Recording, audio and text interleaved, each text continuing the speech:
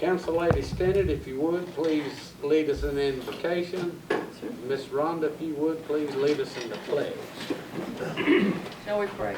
For beginning in Father, Son, and Holy Spirit. Lord, thank you for bringing us together this evening to do your will as we do the will of the citizens of the city of Fort Oglethorpe. Lord, guide us with integrity, honor, and the will to seek what is the best solution for the citizens. Protect, Lord, all the city employees as they go about your work. And Lord, lead us and guide us with all we say, think, and do to walk your path and your will. In the name of the Father, Son, Holy Spirit. Amen. Amen. I pledge Allegiance to the flag of the United States of America and to the republic for which it stands, one nation, under God, indivisible, with liberty and justice for all.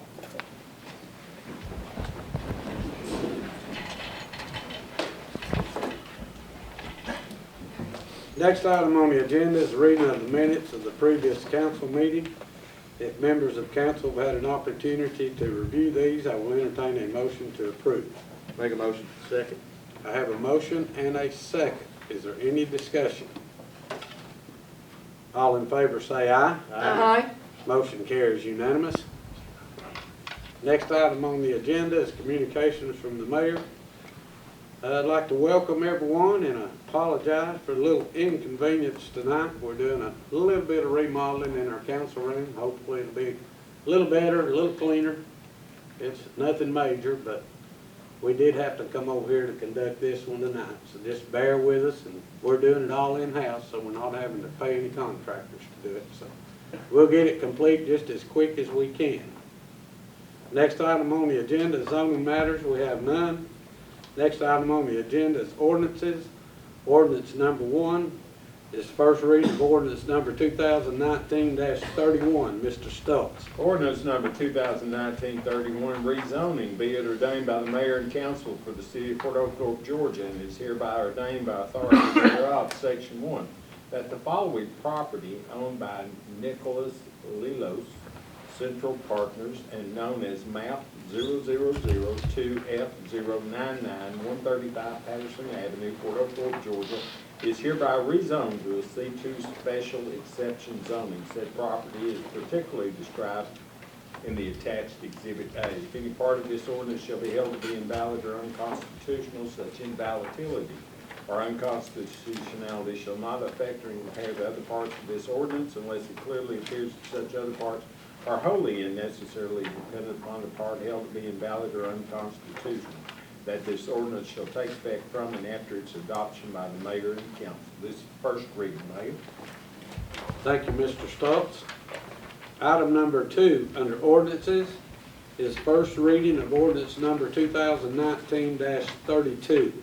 Mr. Stoltz. Ordinance 2019-32, rezoning, be it ordained by the mayor and council of the city of Fort Oglethorpe, Georgia, and is hereby ordained by authority thereof, section 1, that the following property owned by Fort Oglethorpe Marketplace LLC and known as map 0003A105 526 Battlefield Parkway, Suite 99, Fort Oglethorpe, Georgia, is hereby rezoned to a C2 general commercial special exception zoning.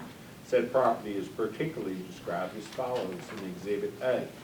Section 2, if any part of this ordinance shall be held to be invalid or unconstitutional, such invalidity or unconstitutionality shall not affect or impair other parts of this ordinance unless it clearly appears that such other parts are wholly and necessarily dependent upon the part held to be invalid or unconstitutional. Section 3, this ordinance shall take effect from and after its adoption by the mayor and council. First reading, Mayor. Thank you, Mr. Stoltz.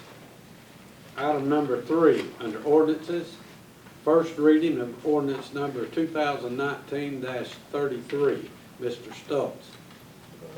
Mayor, I don't have that one.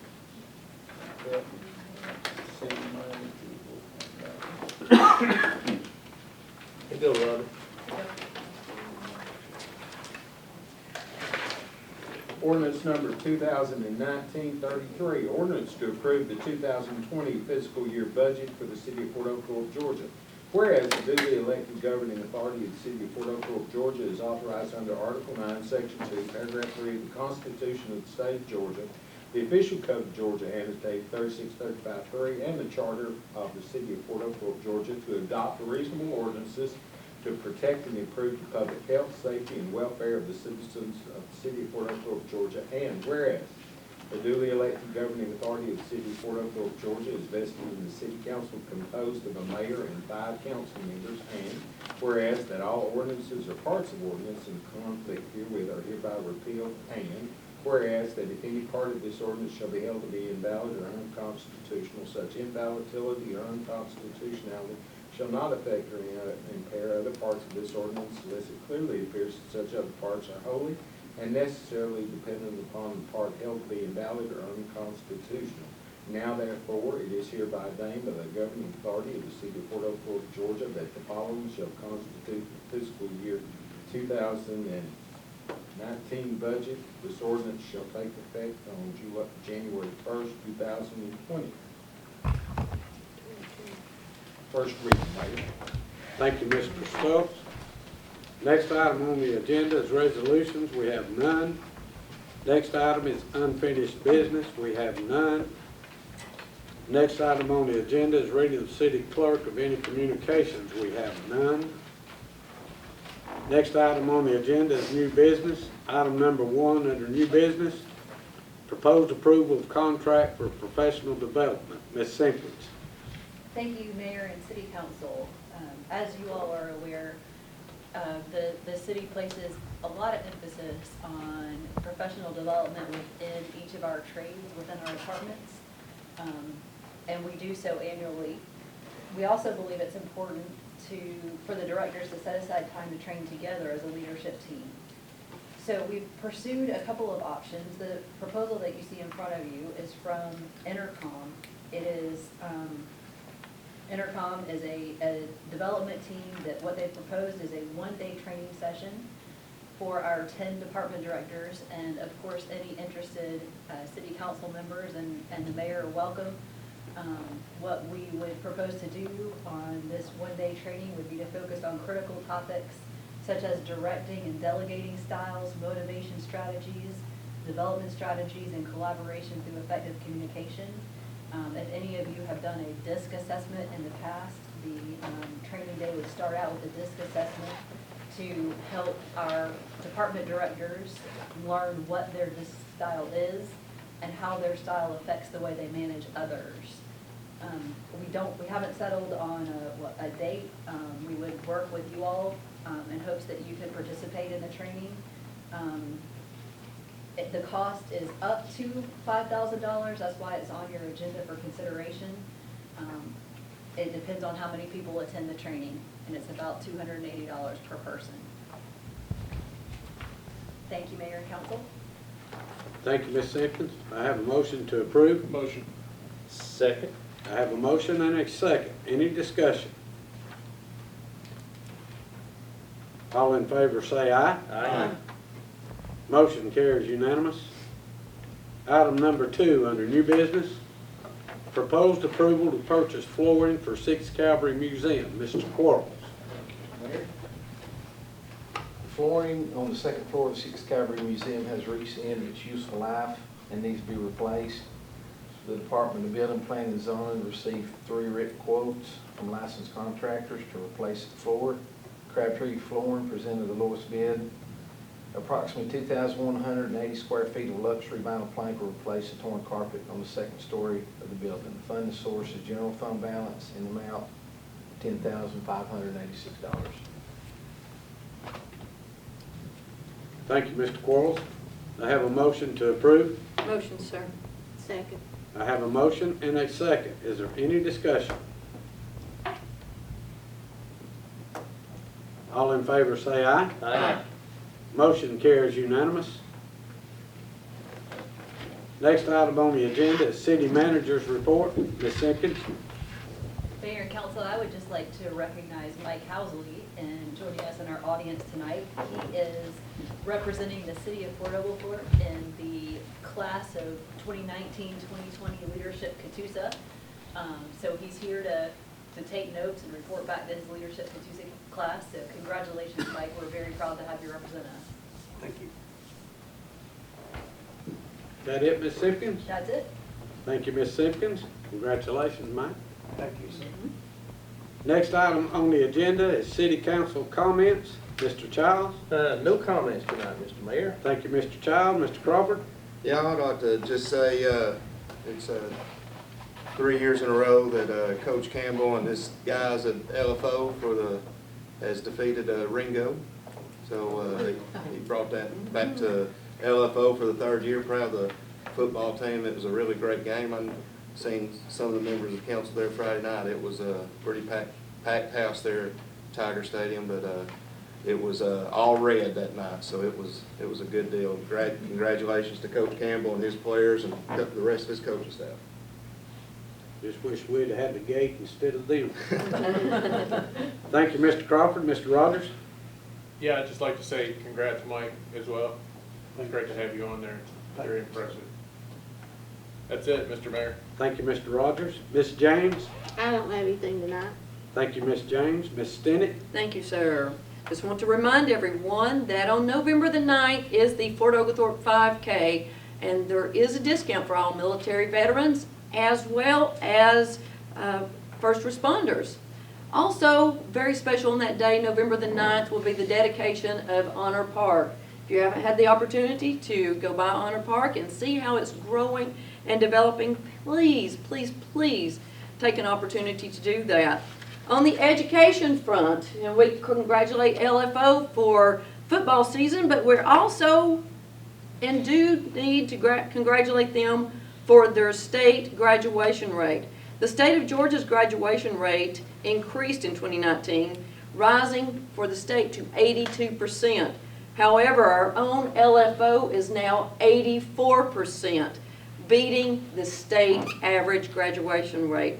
So thanks to all the coaches and the teachers at LFO for making that happen. That's all, sir. Thank you, Ms. Stinnett. Next item on the agenda, citizens' petitions and requests. Ms. Mowina.